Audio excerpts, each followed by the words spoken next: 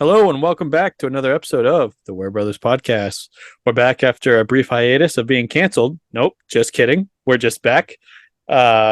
We thank you all for being so patient and calm. Yeah, the gotten millions and millions. I mean, I like mean, many millions. millions. Yeah, many millions of emails asking, "Where are you guys? How come you haven't recorded? When are you coming back?" Yeah, you lost your top spot on the podcast download list. Yeah, I mean, but we're here to take that back again. So Yeah, we're coming back for our crown. Taylor, it's so good to be back. It's so good to see you again. Broski from another Moski, what's up? What's going on? A lot. A lot has gone on, and we're here to kick some butt. Yeah, I'm so excited to be back. It's been long overdue. We've both had some busyness in our lives that hopefully we're getting squared away. And so we're going to be here on a regular basis. Yes. Absolutely. I'm looking forward to it. I'm glad that we can come right back and record this. It's good. It's kind of been nice to knowing that we've had all this set up and ready to go. Mhm. So that way when life slowed down just a bit, it was easy enough to jump back into things. So yes, it feels really good to be back. So I'm excited. Like riding a bike. Just like riding a bike. Yeah. I mean, we've both gotten hurt on bikes, but we're back. Just like flying a plane. Ken, have you ever flown a plane before? I have not, but I've ridden in a plane. Okay. Do you ride in a plane? You ride in a plane. You fly in a plane? I think you ride in a plane. Unless you're the pilot, then you fly the plane.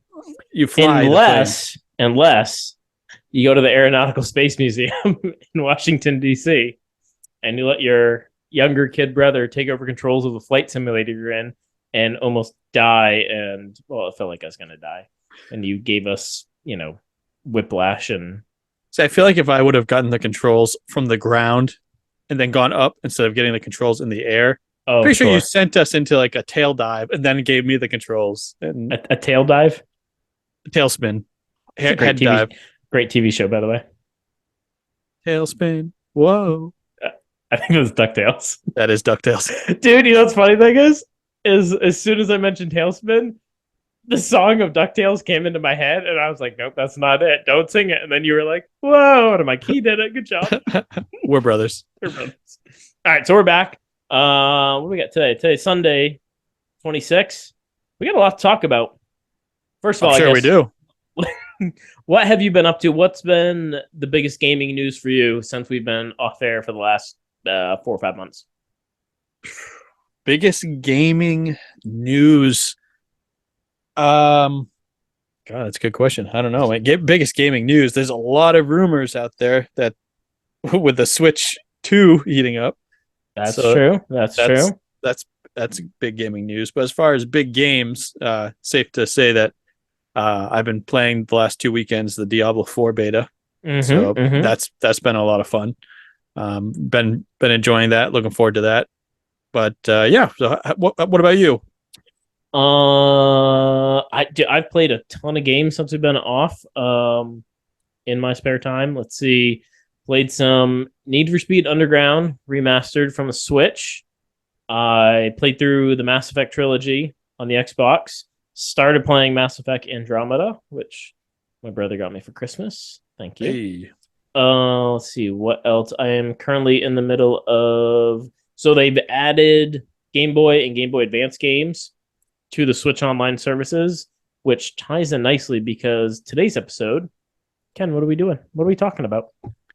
Today's episode, we're going to be talking about our 10 top Game Boy / Game Boy Advance games. It's true. And if we were doing this a few months from now, I may have to revise my list because I'm in the middle of playing the Mario and Luigi Superstar Saga. Superstar Saga. Game Boy Advance, and kind of spiritual successor a little bit to like Paper Mario and Super Mario RPG. I love it. I'm probably about halfway, 3/4 way through it. Absolutely love it. For those of you who don't remember, Taylor's favorite video game of all time was Super Mario RPG, right? No, I was jumping between Chrono Trigger and Mass Effect, but I've landed on Mass Effect. Oh, okay. Yeah. But Super Mario RPG is it was on your top 10 RPG of all time. Yes. Yeah, I think it was on your greatest game of all time. Yeah, I'm pretty sure. So Anywho, yeah, I'd say biggest news that was like had started to be talked about before we went off the air before. Coming out very soon. I am very much looking forward to the new Legend of Zelda: Tears of the Kingdom. Cannot wait Yes. for that to come out. Quick question for you about that. Have you heard anything on about the increased price of the game? Wait, nope.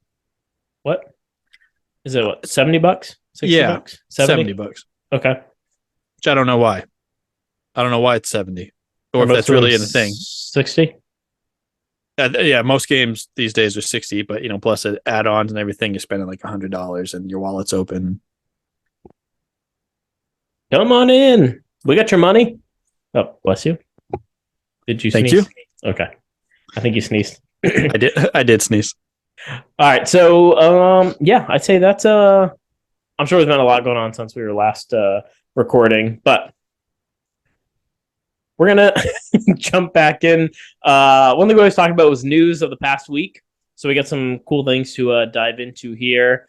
And so one thing that's gonna be big topic for tomorrow is and we talked about this before I went off the air, was going to be the closure of the eShop for Nintendo. No more 3DS, no more Wii U games. So to help preserve that, a YouTuber, the completionist, man after my own heart, spent over $22,000 to purchase every game for the Wii U and 3DS before the eShop closed. And he's going to donate them to the Video Game History Foundation. There were 866 Wii U games, which was 1.2 terabytes, and 1,547 3DS games, which is about 267 gigabytes that he purchased. I think this is cool. I think it's something Nintendo should have done themselves. Yeah, hopefully he gets like compensated, for that. I don't think so. I mean, he purchased them, and then he's donating them. I mean, I guess if you're donating them, you could use them as a tax write-off. But pretty cool that he purchased all these games and then donated them. That is really cool. Have you ever heard of? I didn't even know there was a video game history foundation. I knew. I think there's a handful out there that are dedicated to preserving like video games. I hadn't heard of the specific one, or if this is like the top one, but I knew there was a handful out there that are dedicated to preserving like video game history. Interesting. Yeah. So came across it. I think listening to and watching The Gaming Historian. One of your favorite YouTubers. It is. It is a great channel. I love it. Watched all the videos. Some Sonic Frontiers update. So they're going to be adding on March. Well, this was just a couple days ago, March 22nd. Cyberspace Challenge mode, which is a time trial through multiple cyberspace stages, and then they have a battle rush, which is basically time battles against several of the bosses and enemies. And then, you get a photo mode. So you can you can screen capture and edit some of your pictures of the game. How exciting. And they have a jukebox mode, up to 53 songs from the Sonic games over the years that you can now listen to while playing. Wow, big stuff. I haven't played Sonic Frontiers. I don't even know how well it was received, but at least they're getting some updates from that. I wish more games like this got like a battle rush, like a boss rush mode. Especially games like Elden Ring or any games that have like really good boss fights. A boss rush mode is just what I would imagine. I mean, again, I'm not a game developer or anything, but I feel like that would be a relatively easy addition to add that would give players, good value and good gameplay to partake in. When I came across the information on this, I guess it's actually done pretty well. It sold several million copies so far. So, and I think they're dedicated to bringing more and more stuff to it in the near future. So, cool. Good for them. Yeah, I haven't played it either, but I've read some pretty good things about it. So, some interesting news. The Xbox. So I guess there is so Phil Spencer, who's the CEO of Microsoft Gaming, they're basically going to be bringing some Xbox mobile applications to the Apple Store and to Google. Apparently, in March of 2024, there's a new EU, which is the European Union Digital Markets Act, and that's going to require Apple and Google to allow third-party apps storefronts on their mobile platforms. And he basically wants to be at the forefront of this. They were talking about how Activision Blizzard, they've earned more than half of their first half earnings of 2022. All revenue was basically from mobile gaming. So it's a huge moneymaker for them. So should be interesting. I don't know if they're going to go throughout like Nintendo has with like, Mario Run. They had, what was the other game that you and I played for a little bit on mobile? From Nintendo? Yes. I played Fire Emblem a little bit. That's what I was thinking of, Fire Emblem. You played Fire Emblem? Yes, for a little bit. I was like, this is terrible. This is terrible. You didn't tell me this was a strategy RPG. Oh my goodness. Anyway, so some interesting news to have Xbox jump into that, but I definitely think it's smart. And then funny you should bring up Elden Ring earlier when you're talking about like boss mode battles. So they just had their 1 year anniversary. This wouldn't be a news section if Elden Ring wasn't on there. Exactly. Not a speedrun news. What? They've had over 9 billion deaths in the game since it launched a year ago. Yeah, I've probably contributed, at least like 40,000 of those. So a lot of people, a lot of deaths. Go Elden Ring. And there is a expansion. They announced the Shadow of the Erd Tree. That's pretty much, they announced a few like screenshots, like kind of artwork for the new expansion. No release date, nothing like that. But recently there was an expansion. So an expansion announced coming, which we all knew it was. It's just good to have a name and know that it's coming down the line. So that was really cool. That's pretty cool. Something interesting came across, and it's tied into. So I was recently listening to a Joe Rogan podcast and had a gentleman on there, which I think I mentioned to you about, talking about AI. So they're having AI ghostwriter tool from Ubisoft. So basically, it's a program that'll help writers to create dialogue for NPCs, because they spend God knows how many hours just coming up with dialogue for characters that you're interacting with. So actually going to have AI software that will generate this for them. And the first game that popped in my head was Mass Effect when I'm thinking about NPC dialogue. To me, they had tens of thousands of lines of dialogue. And you have all these guys who are coming up with this stuff. So basically going to have these AI that's just going to create it all. And then they'll go through and, edit or change whatever they need to. But at least like the basis for it is all going to be there. It will save, I'm sure, thousands of man hours trying to come up with this stuff. Oh, I'm sure. But it's pretty amazing that, they have this capability now. Yeah, I wonder what I would also imagine that would lower the development cost of the game as well. I wonder how much money they'll end up saving developers. Yeah, and I'm sure they'll pass that on to the consumer. Oh, of course. Yes. Maybe. Who knows? Yeah, some of the stuff that's coming out there with AI software is pretty incredible. It is. The Joe Rogan episode I was listening to, the gentleman he was talking about, I mentioned too, they have this new chat GPT. And just the ability that some of this has to just create so much, and it's so accurate. Not just accurate, but like the tone it takes. You can have it for like different people, and that'll just generate paragraphs and paragraphs and paragraphs of writing off of like one topic or a sentence that you give it. It's amazing what's coming down the line. It's kind of scary, but kind of cool as well. Definitely scary. Yeah, I think scary is a good word to put in there, especially when the gentleman says, "Yeah, we're not actually entirely sure how it's doing what it's doing." Like that's a little concerning. I think that was the scariest part of the podcast, and the gentleman's name is eluding me, and it's driving me nuts. So I'm a big fan of him. I can't remember who it was that he was talking to, but yeah, he was basically talking about. So he was a former. He worked with Elon Musk, developing the AI for Tesla, and I believe he works for MIT. But yeah, he's pretty amazing. It was just crazy. Yeah, when Joe was asking about it, and he's just like, "Yeah, there's parts of this we're just like not sure how it's doing it," and I'm like, "Okay, that's a problem, but good luck." Yeah, that's above my pay grade. So I figured that if AI takes over, we can just get Will Smith in to go up and like smack the robots, and that's pretty good. He's like, "Keep my name out of your digital mouth." They're like, and they spit out something. It's AI, it's AI. Who knows? Who knows what it's saying? So back to speed runs for a minute. We got some speed run news for you. Elden Ring, Mario 64. Mario 6. Wait, what? Yeah, I didn't expect it either. I'm like, is this still a thing? Apparently, speedrunner. Okay, I probably should have looked up how to pronounce this gentleman's name. Luigi. Sugai? Suigi? Isn't that how they spell Luigi, just with an S? Is the L silent? Speedrunner Luigi. Suigi. Is that it? Maybe it's for speedrunner. Suigi. Anyways. Oh. He broke his previous record of, I don't know what his previous time was, 14 minutes, 35 and a half seconds for a 16-star run. Broke his previous record by 6 seconds.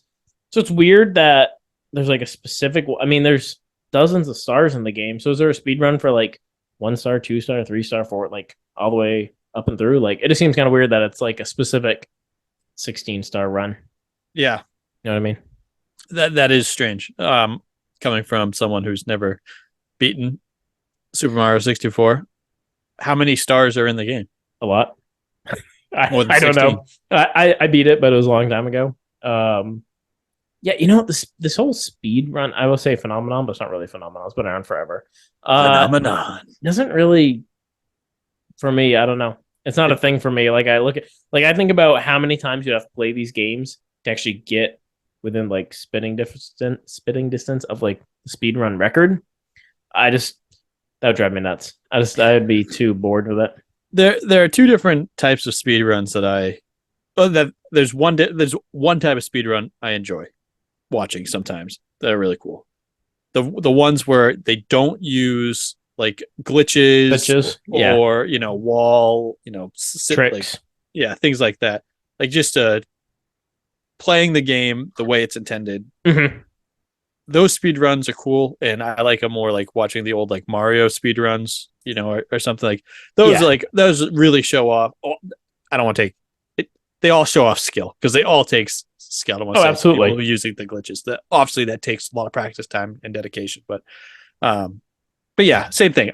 That doesn't get my gears going. You know what grinds my gears? Speed runs. Yeah, no, like I've seen the ones for like, Super Mario Brothers for the Nintendo, and just like the timing and the dexterity of everything. I think that's really cool. Like I could watch that, it's a few minutes long. That's pretty cool. But yeah, when you get into like the 3D landscape and all these things, I'm just like, I don't know. Doesn't do it for me. So same. That's crazy. But also real quick, I feel like though shaving 6 seconds off, I feel like that's a good amount of time to shave off from a speed run. That does feel impressive. Then my question is, well, where did you gain that 6 seconds? Where were you like, you know what I mean? Again, in a 14.5 minute run, like where along the way were you like, oh, I should have jumped here instead of dodged here, slid and done a woohoo backflip, woohoo. Yeah, that too. So there's some speed run news for you. All right. Last one. This one I'm super excited about, and I guess I missed the boat on this. So have you heard about the Teenage Mutant Ninja Turtles, The Last Ronin? Oh, no. Why are you like, oh yeah, no. So apparently this comic came out in 2020. So this was from the original. Wait. The Ninja Turtles has a comic from 2020? Let me explain. So this is being turned. So it's a comic that came out a couple years ago, being turned into a video game. Kind of pick pieces from like God of War, things like that. But the basic, I didn't realize I didn't realize there was a new comic that had come out. It's from the original creators of the game, Kevin Eastman and Peter Laird, where basically the premise of it is 3 of the 4 turtles have died, and Splinter's dead, and there's one left, and he's the last Ronin. And in the comic, he uses all 4 weapons of all 4 turtles. Ooh. And I guess it's eventually revealed throughout the comic who it is, but you don't know at the very beginning which. He's cloaked, dressed, very ambiguous. So it's not like he has the colors of who it traditionally is. Right. But anyway, so this is being turned into a video game, which is really cool news. But now I'm really interested in the comics. I want to find out. It's kind of a cool. But I guess this was a concept they had back in the 80s when they first developed the Ninja Turtles comic strip. And they just never brought it to life basically until recently. Who do you think it is? Do you know? So do you know who it is? I don't know. Part of me wanted to like Google it and find out, but then part of me is like, oh, I kind of want to read the comic now and find out who it is. If I had to pick, I'd think it'd be either Raphael or Michelangelo. For some reason, that sticks out. I feel like part of me wants to say Michelangelo, not just because he's my favorite, but I feel like he somehow it'd be a good storyline because he was kind of always like the jokester of the group, Right. and never took everything seriously. But now, if he like watched his brothers and master like get killed, like it would turn him into like this maniacal like killer. Oh, and basically he's out for revenge against Shredder's grandson. Interesting. Yeah. Huh. That's really cool. So, anyways, they have no timeline when the game's coming out, being the next couple of years, but they announced it as being developed into a video game. Very cool. Yeah. So that's what we got from news of the week. News of the week. All right. Well, that's good news. That's exciting. I really, obviously, you and I are huge Teenage Mutant Ninja Turtle fans from when we were kids. Yep. Played a lot of the games, especially Turtles in Time. Classic. Love the movies. The old ones, not the new ones. But the new ones were good. I like the new ones. You know, there's a new one coming to Netflix, animated one. Really? Mayhem, something Turtles Mayhem. It's got some big stars in it. Doing the voice acting for it. Huh. I can't now, remember. This is a little off topic, but speaking of things coming to Netflix, I believe it was Netflix. I saw an ad for this Power Rangers. Yes. Did you see that? I am so excited. 30th anniversary. With Billy and Zach. And Trini's, is it her daughter? Her daughter, yeah, she's going to be in it. And as well as the guy played Rocky, the Red Ranger from the second gen. And Cat? Yes, the Pink Ranger who replaced Kimberly. Yeah. So, did you have any idea that this was going to be coming out? Yeah, I told Dad about it actually a few weeks. I just saw it like maybe a month ago. I mentioned Dad. It's coming out in April, like toward the 24th, 25th, something like that. But yeah, it's a 30th anniversary special reunion, basically. Yeah. Yeah, it looks really cool. Totally checking that out. Oh, yeah. Oh, yeah. I think it's cool that they had Trinity's daughter in there. That's cool. Yes. Same thing. Same here. Very cool. So, before you jump into games of the week, I know it's next on our topic here.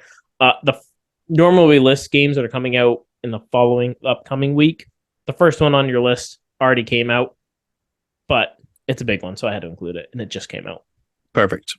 So, with that being said, games of the week. Ba, ba, ba. Dun, dun, dun. Starting off with Resident Evil 4 Remake, which is for the PC, the PlayStation 4 and 5, Xbox X and S, and the... No. Yes. So, I thought you wouldn't, because you already have this, and you told me it was a PlayStation exclusive, but when I looked it up, it says it was coming to Xbox and PC and all the other ones too. I don't think so. I'm going to keep reading these. You keep going.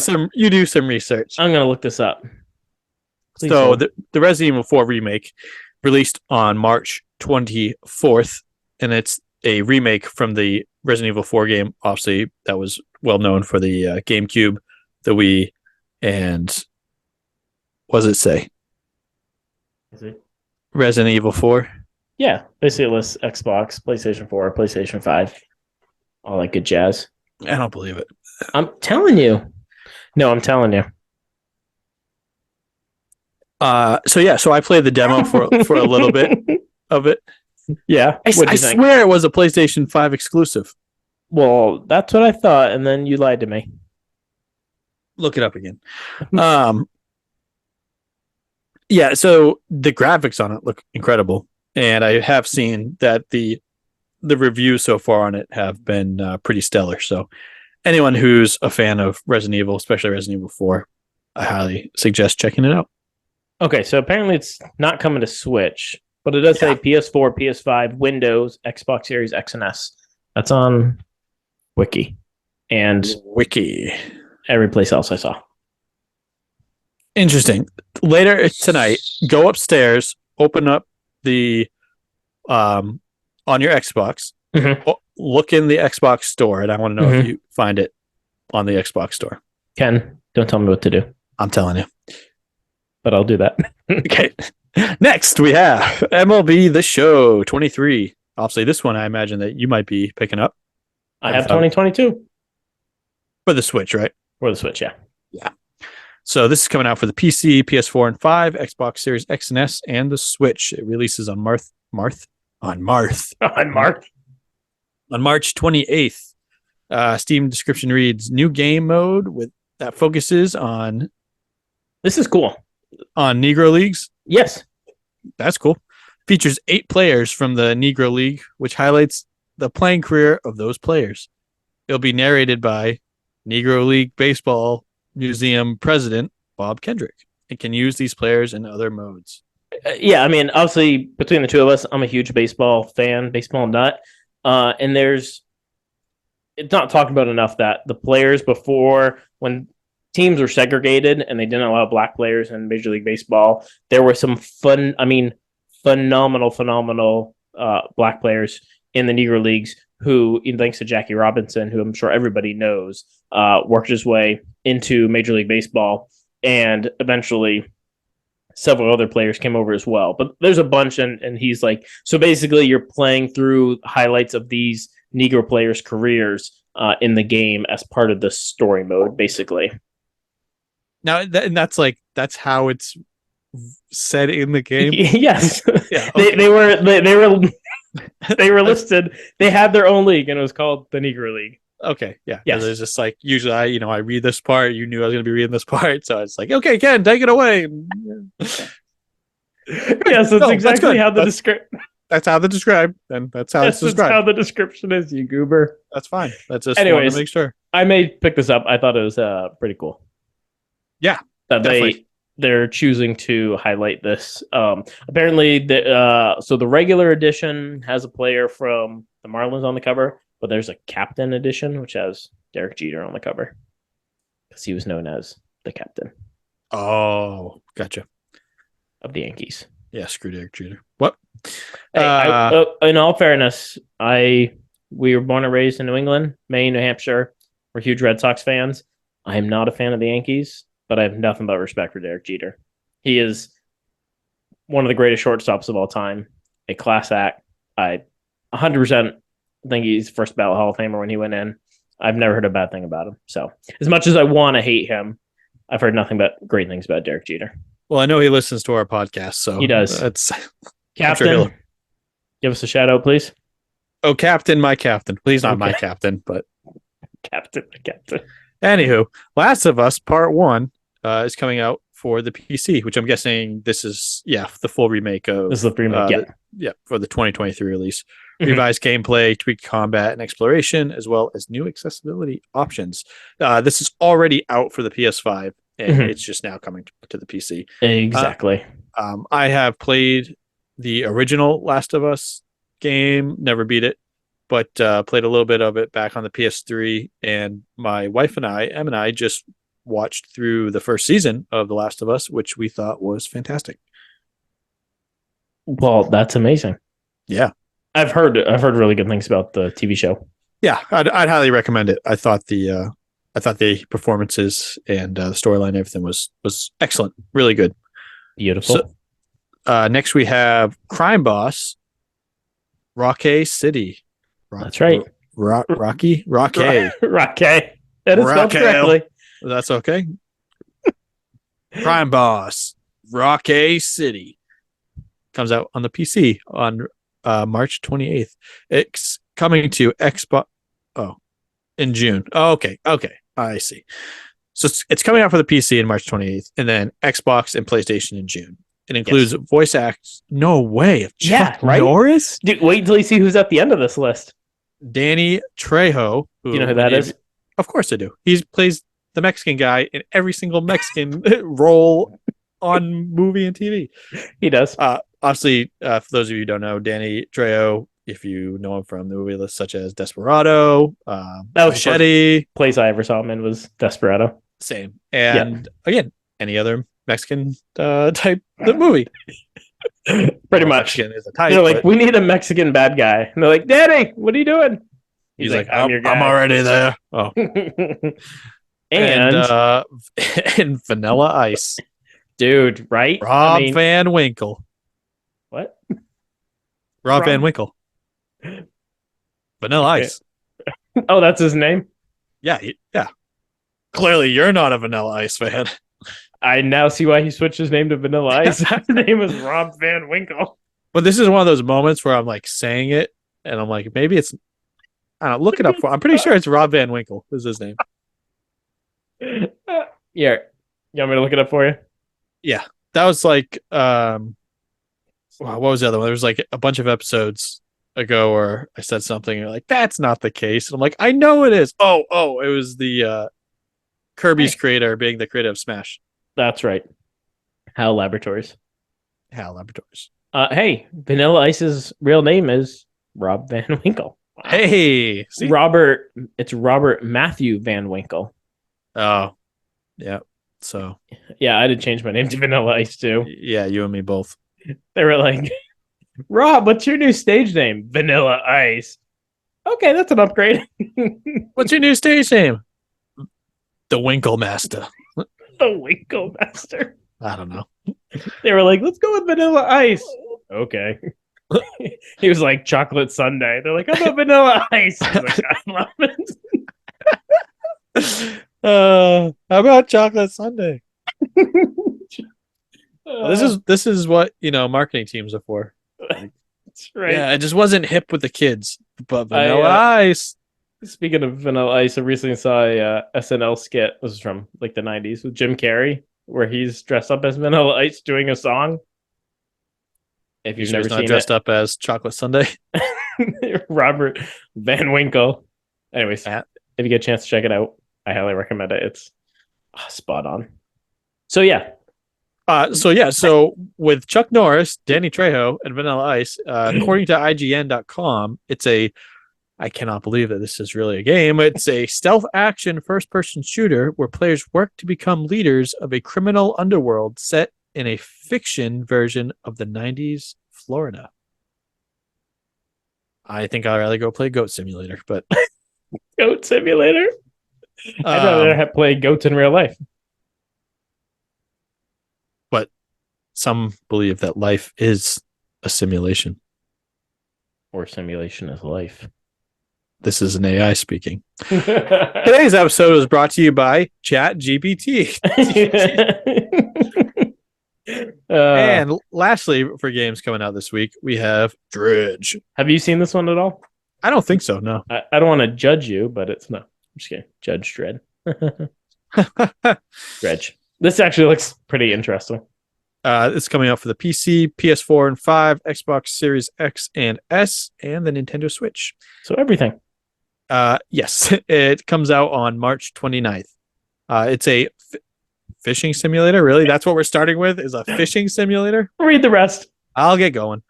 Fishing simulator / survival horror RPG adventure. Yeah, because that is where my head was leading to after fishing simulator. Absolutely. And as one might expect, it says that you can catch fish, upgrade your ship and gear. Warning, do not be out fishing after dark. I wonder why. You can interact with NPCs and collect materials and equipment to help them and get rewards. Yeah, this I just want to be part of the team for this studio, and they were like, we need a new game. And they're like, how about a fishing game? Perfect, but it needs more. And then somebody else goes, it's going to be a survival horror. And he's like, all right, I'm with you. And we'll have RPG elements. All right, now you're talking. Yeah. So it's pretty cool. You basically start with this little rinky-dink boat, catch fish, get money, you upgrade the boat. But along the way, every time you go out in the harbor, there are these warnings and weird like mist areas. And it says, make sure you're back before sundown. And then you interact with characters and they'll send you. You can dredge up like treasure and materials and stuff. All right, cool. All right. And if you like are out after dark and you make it back, like along the way, your boat gets attacked and like weird stuff happens. See, I'm not sure if you're trying to like pitch this to me. Like, are you trying to get me to buy this? Because if you are, it's totally working.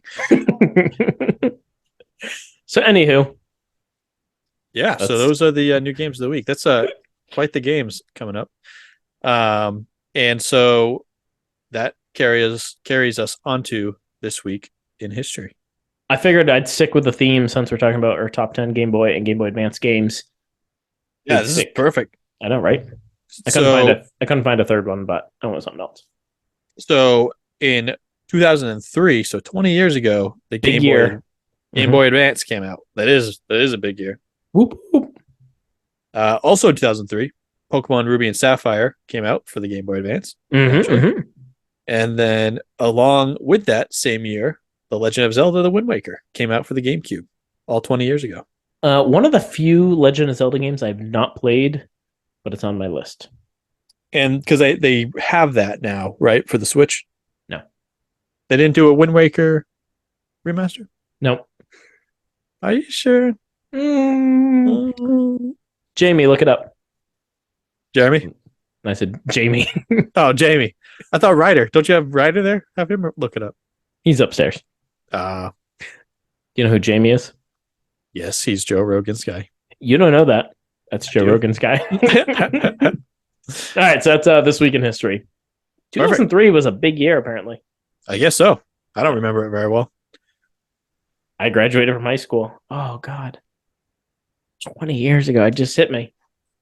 Ugh. You really? Okay. You graduated in 03? 03, sure did. Wow. Anywho. All right. We'll take our short break. We'll be back in a minute, and we'll dive into our top 10 Game Boy games. Looking forward to it. I bet you are. We'll see you in a minute. Peace out. Or for you, it'll be like, 2 seconds, but, Yes. And we're back. Did you miss us? Yes. Ken, I miss you too. All right. So this week, a topic we haven't really talked about, I don't think in any, we may have talked about a handful of these games here and there, but we decided to do our top 10 Game Boy / Game Boy Advance games.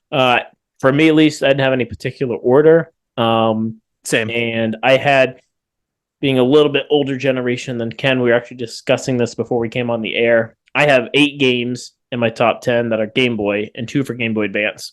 Ken has more Game Boy Advance games, but I never 6 and 4, 6 Game Boy Advance, 4 Game Boy. Yeah, I never. Most of my handheld gaming was done on the Game Boy before I got a Switch. Now most of my gaming is done on that. So we're gonna kick things off. Ken, you want to take a guess at one of the ones on my list? Tetris. Yes, it is. It wasn't the first one on my list, but it's on my list. Well, I guess I'll start with Tetris then. Okay. Released here in July of 1989. I mean, what can we really say about Tetris? Hasn't already been said. It's Tetris. It's blocks falling from sky. The only thing I feel bad about Tetris, do you know any of the history of the creator and everything? He's Russian. Yes. And he made no money for the creation of his game. Yeah. It's the most widely distributed game in history, pretty close to it. Oh yeah, I thought it's the most sold game of all time. I think it's something like that. I watched a whole documentary on it from the gaming historian. And this poor guy, I was the creator of this, it was done as part of some Russian, he was a Russian guy and made no money off of this. But Tetris, I mean, this game pretty much made the Game Boy a success in the early stages. I mean, anybody could pick this up and play it. And especially the fact that you have a link cable and play with a friend was awesome. I always forget that you can do that with Tetris. I used to have a 4-way connector. Do you remember that? So you could have... Yes. And I think with that, you only need one person to have the game. Whereas normally if you just used a regular link cable to link cable, both people needed to have the game. But with this setup, the person who was the main plug just needed the game, and he could have 3 other people attached to it. Really? Very cool. Yeah. So, Tetris, Game Boy. Ken, awesome. What do you get? Just want to clarify. Like you said, I don't have mine aren't in a list as this is my number 1 favorite game, number 10, anything like that. This is just all my favorite games from Game Boy Advance. So I'll start with Pokemon. And specifically, I'm going to go with Pokemon Crystal, just because it's from the 2nd generation, which is my favorite generation. And it's just with Pokemon games, they always come out with or generally they come out with 2 versions, and then a couple years later they come out with a third one, which is kind of like the best of all with some added features and stuff. Mm-hmm. So yeah, for the Game Boy, Pokemon Crystal, I just thought was an awesome game. I yeah, Pokemon Crystal I played through on ROM. I never played it on like the Game Boy itself. But I liked it. That one, so it was the second generation, but you could go back through, was it the Johto? Johto is the second generation, but you could go back to Kanto. Kanto, that's what I meant. That's what I said. Kanto. Kanto is what I said. That's what I heard. Yeah. You can play back through Kanto at the end of the Johto, right? Yeah. Okay, that's what I thought. It was good. I liked it. Yeah, really good choice. Well, I suppose on that reasoning, I also went with Pokemon, but I went with Pokemon Yellow. Ah, yes. I don't know what I can't remember which I had. I think I had blue, or you had blue and I had red, something like that. Correct. I had blue, you had red. That makes sense because blue is your favorite color. Yellow though, I don't know what it was. I just like the fact that you started with Pikachu. I felt it was a little bit more challenging because you weren't starting with like a water or grass type for the first gym. So that's why I liked having to like capture, raise a Pokemon before you could really make it past the first gym. I just loved Yellow for whatever reason. I like that you could have Pikachu walk around. I played through it probably 4, 5, 6 times. Yeah. It was really cool. I really liked Yellow myself.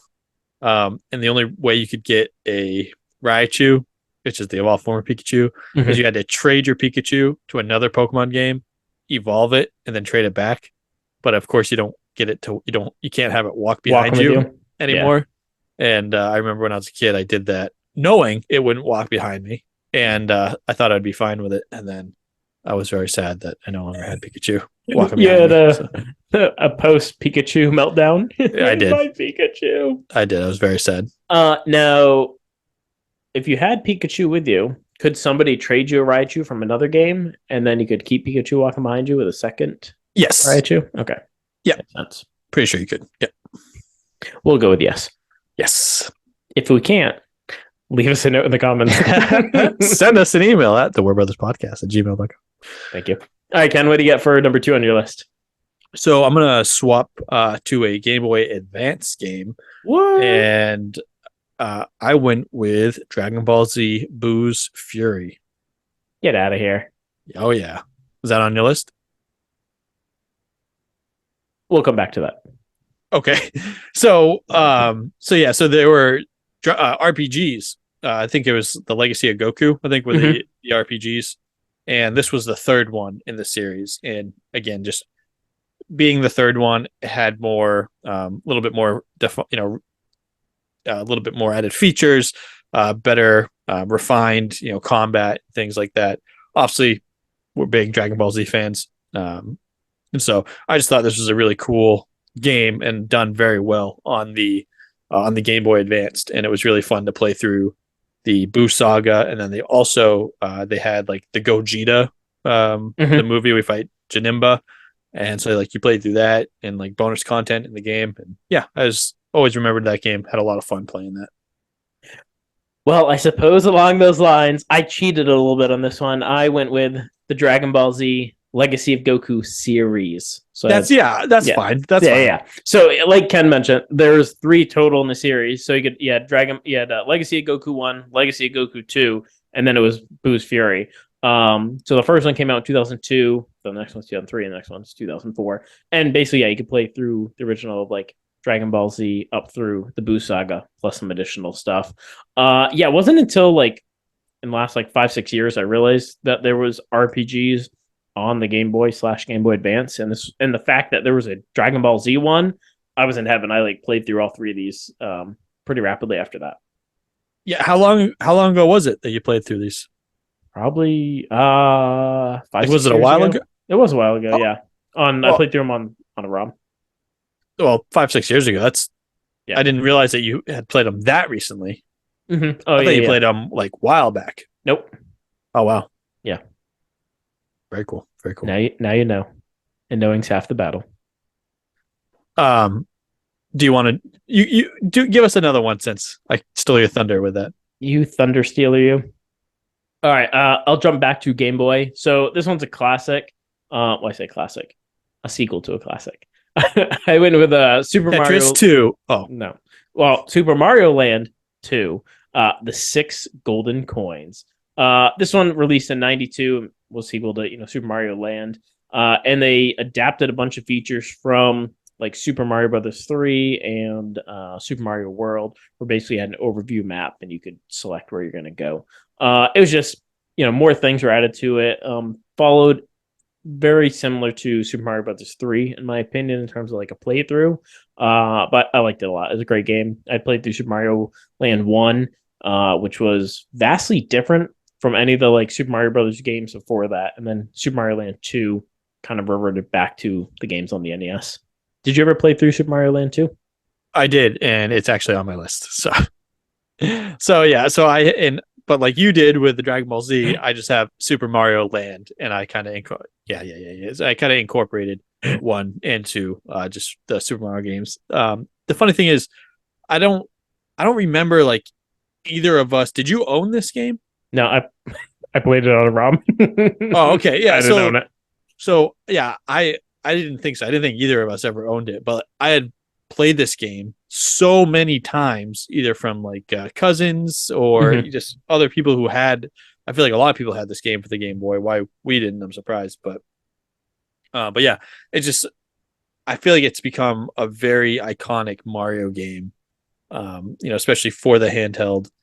And I like it how he had the little ears that he could flap around with. Yeah, basically it was like the raccoon. It was bunny ears though, right? Is that what I said? Yeah. Nice. Oh, well, I said rabbit ears. Bunny, rabbit. You just said rabbit ears? Yeah. I think you just said the little ears. It's fine. Rabbit ears. What's the difference between a rabbit and a bunny? Anybody know? There's got to be something. Bunnies. Well, then there's a hare, right? What's the difference between a rabbit, bunny, and a hare? Let us know in the comments below. Or send us an email at the wordbrotherspodcast@gmail.com. Yeah. Anyhow, we'll sift through the millions. We'll sift them.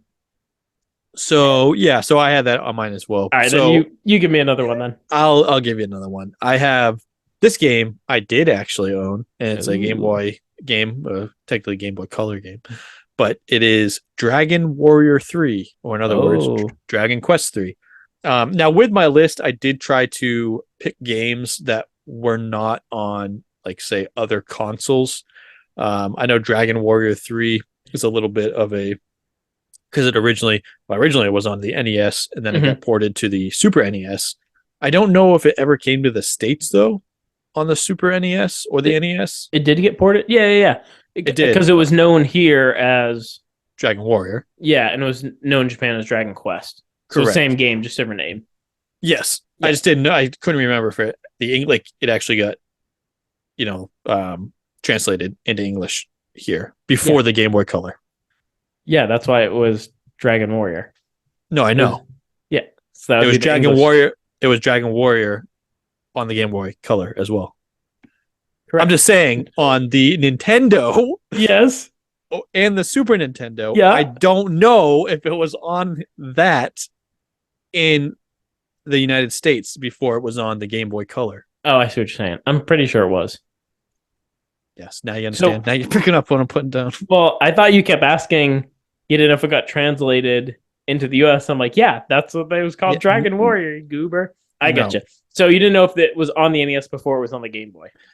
Correct. In America, because obviously in Japan, it was on the NES first, then the Super Nintendo, then the Game Boy. I didn't know it got ported to the Super NES. Yep. And was the one for the Game Boy like completely different gameplay than on the NES? I think the one on the Game Boy was close. So essentially, it was just, literally just take like a game like these days, and that they bring up from the PS3, an old generation to a new generation. So all the gameplay was still the same. It's just on the NES it was a 8-bit version of the game, and the Super Nintendo was a 16-bit. Looked better, more colors. But on the Game Boy. Yeah, so I'm pretty sure that was closer to the Nintendo, like the regular Nintendo 8-bit version. Okay. But I had this, I had this game, really awesome RPG. This was actually my first experience ever with a Dragon Quest game, which has gone on to, I'm a big Dragon Quest fan. love Dragon Quest 11. So, and Dragon Quest 7 and other Dragon Quest games. So, yeah, Dragon Warrior 3, awesome game. Next one on my list is also a game that I had, and this is actually the game why I had the 4-person adapter. Super RC Pro Am. So this was actually on the NES. Ken, do you know who made this game? Miyamoto. No. Close. Well, not really close. This is one of the early games from Rare. That's rare. That is rare. Anyways, it was a sequel to RC Pro Am for the NES, and so this one you could have 1 to 4 players. That's why I had the 4-thing adapter. And you could play via link cable. It was cool. You basically controlled these little remote control cars. And as you drove around, you could collect like power-ups and you could avoid obstacles. It was a fun game. I absolutely love this. I used to play it all the time when I had the Game Boy. Would you play it with friends? No, nobody would play with me. But why'd you have the link cable? I don't know. Somebody got it for me thinking I had friends. I didn't I don't remember. Why didn't we ever play this? I don't remember this game. I think I got this when I was still living in Maine, and then either like you got a Game Boy late or something. I don't remember, or you were like, oh, a dumb racing game, or you were like really little, so it might have been hard to play like a racing game with you. That was probably I see. Yeah. Anywho, I love this game. This is a really fun game, and it was from Rare. Sounds like a fun game, and obviously, if it's from Rare, you already know it's got to be good. It kind of reminded me of like Super Sprint, that type of like racing thing. Yeah, well, when you're talking about the upgrades and avoiding obstacles, instantly thought of Super Sprint. But the only addition, like the upgrades you get, like you could like shoot other cars, or you can make like oil slicks behind you. They had, like some cool stuff you could do, and then you would collect. I think like there were collectibles within the game, which is a Rare staple. Yeah. So you could like collect stuff to like get upgrades and stuff. It was a fun game. I liked it a lot. That makes sense. Yeah, that makes sense. You got. I'm gonna go back to a Game Boy Advance, although I'm not gonna say one that's on my list because since you only have 2 Game Boy Advance games, I already know. You know what my other one is. I already know what your other one is, so which is on my list too. So I'll save it for you so much. But speaking of the Game Boy Advance games coming to the Nintendo Switch, this game is on the Nintendo Switch, and it's one of my favorites, and it's WarioWare. Yes. I absolutely fell in love with this game. I never owned it myself. A buddy of mine had it, and I never played it until he had told me about it. And so essentially what it is, it's not mini games. They are literally micro games that take seconds to play. And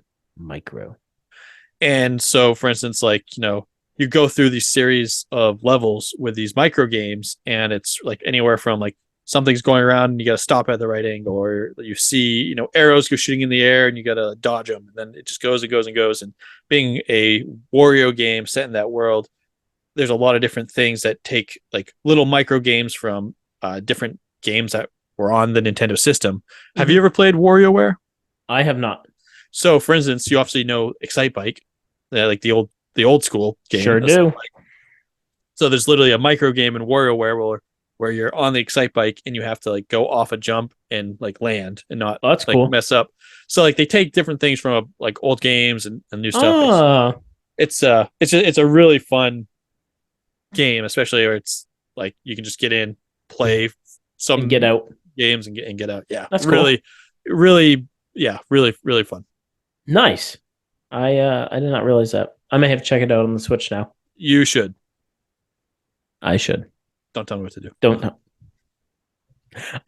Next game on my list, also a game that I owned that I loved and played the bejesus out of. Mortal Kombat 2. Fun game. Came out in 94 for the Game Boy. I played this a ton. I think I beat it maybe once, but I didn't have a ton of fighting games, so this one always was tough, but always had to go Sub-Zero. He was the best. Mortal Kombat 2. It was a lot of fun. I do remember you having this one and playing it a lot. My strategy was just to crouch down, have him get close, and then uppercut. Every time. Just get an uppercut. Just keep uppercutting. Just keep uppercutting. That worked well until you got to like Goro, and then you would just be like, What were you like? Yeah. Girl got me. Throw the Game Boy. Hope it didn't break. Start over. It broke. It broke. What do you got, Ken? Next, let's go with Survival Kids for the Game Boy Color. Oh, this is one I keep meaning to download so I can play through it. Yeah. So there was just something about it.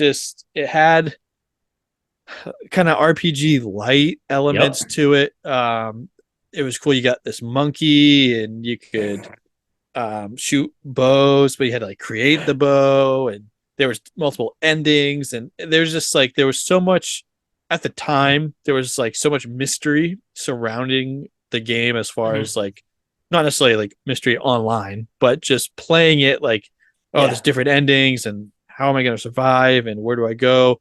It really captured like my imagination as a kid, and I just found it to be an extremely fun game to play. That's cool. Yeah, like I said, we had brought this up a while back in one of our segments, and I remember you having this as a game. Wait, did you borrow this from somebody, or did you have it? I borrowed it from a friend. That's what I thought. Okay, cool. Yeah, that's a cool one. It's one of those rare games I look back on that nobody ever talked about, and that's kind of what made it to me interesting. Right. So, another one I got. This is one I owned, played through, and beat as well. Kirby's Dream Land. Oh yeah.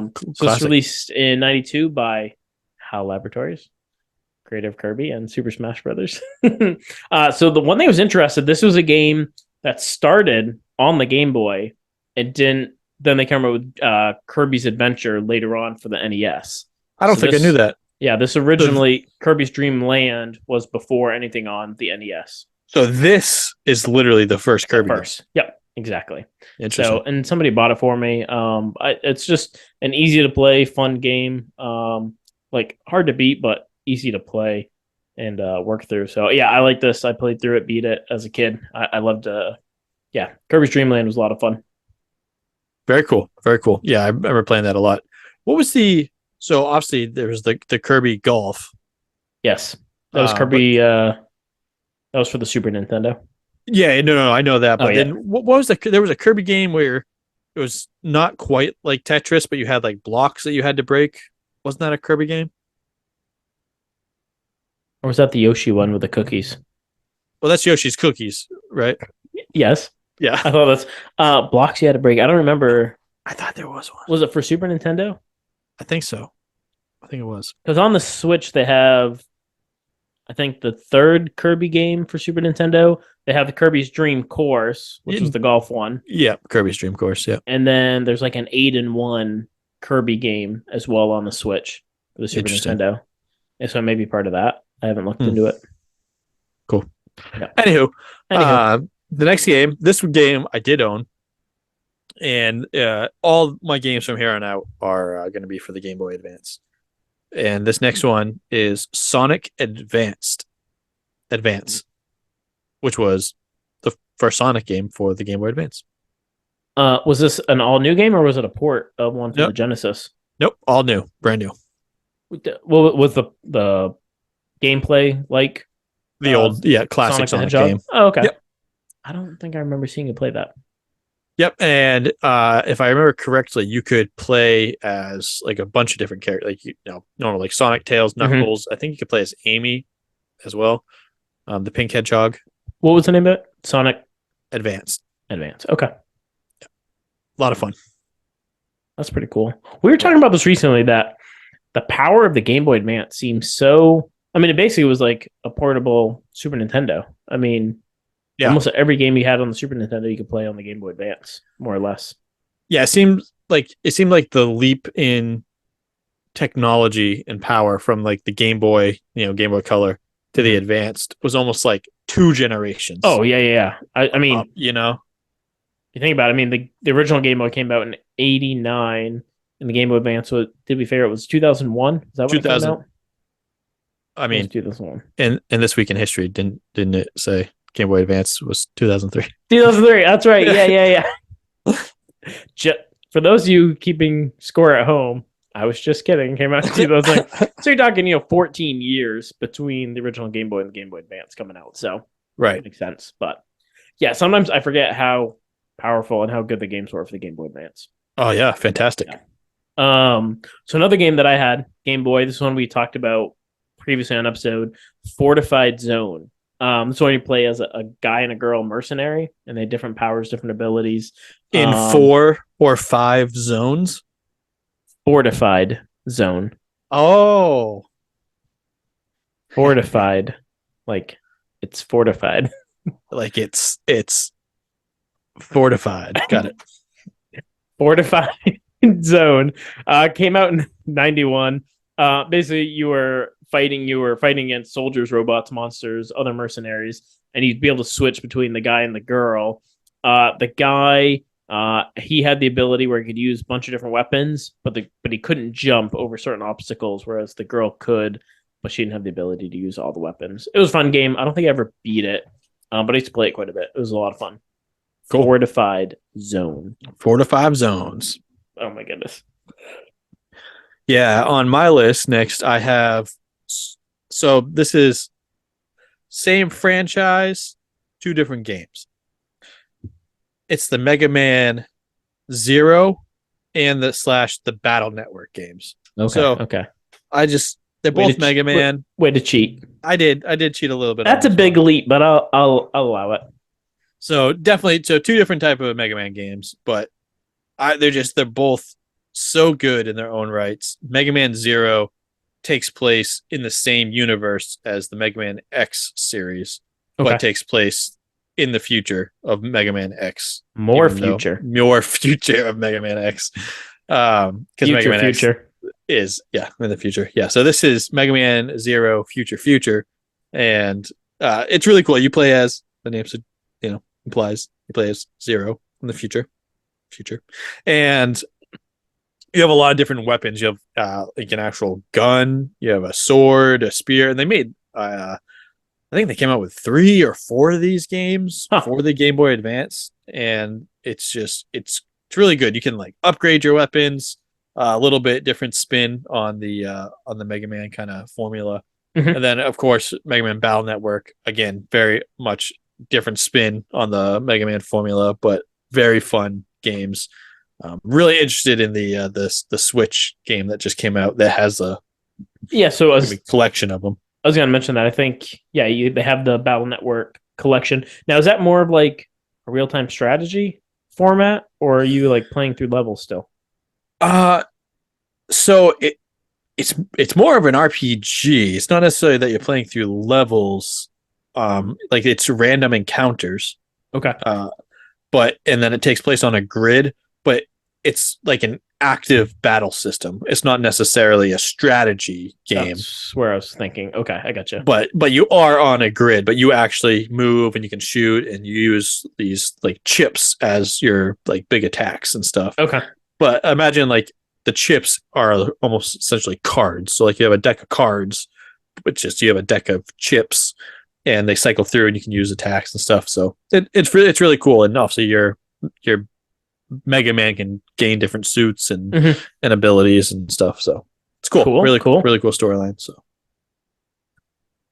nice. I've never played either one of those, but they both sound good. I know you're big into the Battle Network. I didn't realize they had like RPG elements to it. Oh yeah. And same thing with the Mega Man Zero. That's pretty cool. Yeah, you should check them out. Definitely. Probably won't, but that's cool. Looks good. Won't play, but all right. Second to last one on my list, also from Game Boy, I had Balloon Kid. You ever played Balloon Kid? What game am I thinking of from Fun Spot? Where the guy, he has the balloons on his back and he's flying. And he like flap his wings. Not Joust. There's another guy. Maybe I'm thinking of Joust. Does Joust have balloons? No, I'm thinking of something else. What is it? Go ahead. You talk. I have no idea. What are balloons on his back? I don't remember. I know Balloon Kid was for the NES, and then they ported it to the Game Boy. I never owned this, but a friend of mine did growing up, and I used to borrow it all the time. I liked it. It was released in 1990, so it was the sequel to Balloon Fight for the NES. And basically, you float across different screens, and you're avoiding attacks and stuff as you go along. Okay. Yeah. I'm pretty sure that is at Fun Spot as an arcade game. Pretty sure. Yep. It's a side scroller. I don't think so. I think it is. On level 3? Must be. Of course. Yeah, of course. All right, next time we go, you got to point it out to me because I never recall seeing Balloon fight at Fun Spot. But just remember, if we go there and it's not there, that doesn't mean I'm wrong. That just means that they probably have it out back or something. Pulled it out? Okay. Yeah. Perfect. Okay. What's your second to last one on your list, Ken? I think you have 2 left, right? I do have 2 left. Okay.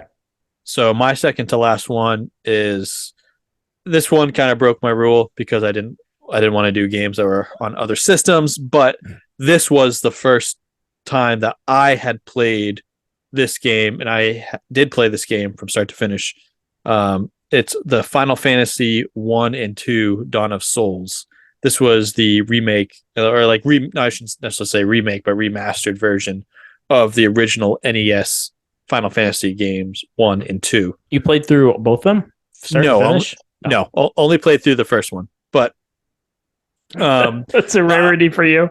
But I love. I mean, I'm glad that I can say that I have actually played through the first Final Fantasy from start to finish. I haven't done that. It's a good job. It was really cool. Something I really love about the Final Fantasy 1 series is how you can you pick your team of 4 from the beginning and the different classes. And I remember I went with the fighter, which can get upgraded into a knight, the red mage, white mage, and black mage. And that's known as like a really strong team because very well balanced, and all the mages can upgrade into wizards. So really cool.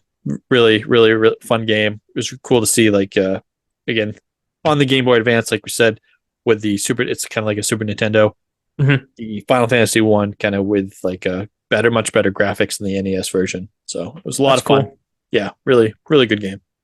Yeah, I've never played through, the original first and second Final Fantasy.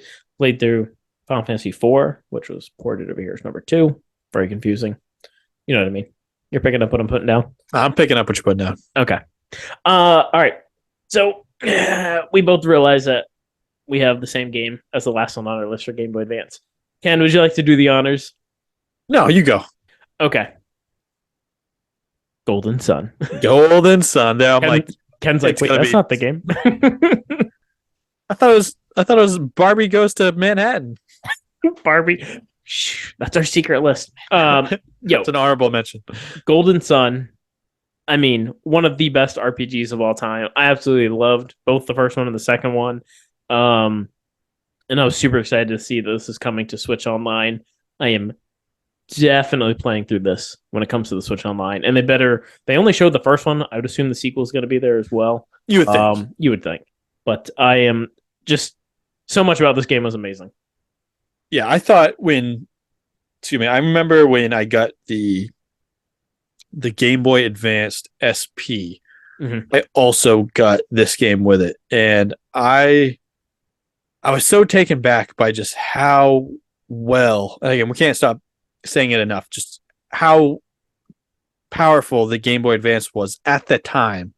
And I feel like Golden Sun really utilized the power. Every bit of the Game Boy Advance. In the battle systems, the spells, the magic, it just looks so good to be on a handheld. And the gens that you can get. It was like, I'm typically not like, when it comes to an RPG, there's like the newer ones, there's so much thrown into it where I'm almost like, okay, it's too much. Like, I can't process all this.